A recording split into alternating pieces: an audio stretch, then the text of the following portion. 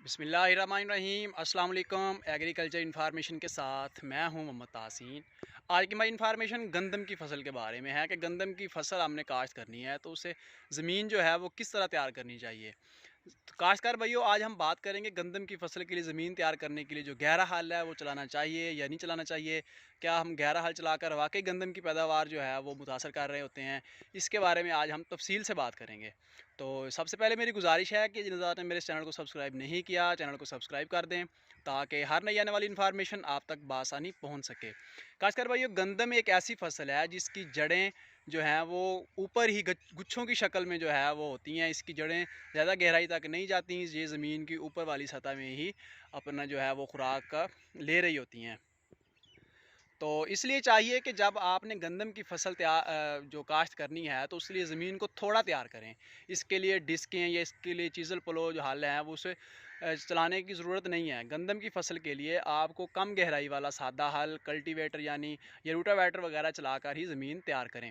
अगर फ़र्ज़ करें आप गंदम की फसल के लिए ज़मीन तैयार करने के लिए जो है वो डिस्कें या चीज़ल प्लो चला रहे हैं तो उस चलाने से हम ज़मीन का क्या नुकसान कर रहे हैं।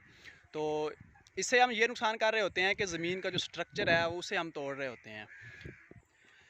आप जो है वो ज़्यादा गहराई तक जो ज़मीन को नरम और भुरभुरा कर रहे होते हैं, इससे हम खादों का ज़िया कर रहे होते हैं।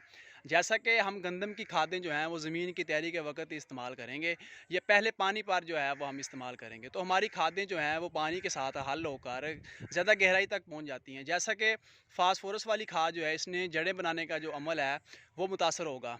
तो क्योंकि हमारी जो ज़मीनें हैं उसका पीएच लेवल काफ़ी ज़्यादा होता है, काफ़ी ज़्यादा होने की वजह से जो है हमारी खाद पानी के साथ हल होकर ज़्यादा गहराई तक चली जाती है। तो जैसे ही ज़्यादा गहराई में जाती है तो जो हमारी ज़मीन है उसका जो पीएच लेवल ज़्यादा होने की वजह से जो खाद है वो जब निचली सतह में चली जाती है तो वो इस हद तक चली जाती है कि हमारा जो गंदम की जो फसल है उसका जो पौधा है वो उतनी जड़ें उसकी गहराई तक नहीं होती जिससे वो अपनी खुराक उधर से ले सके।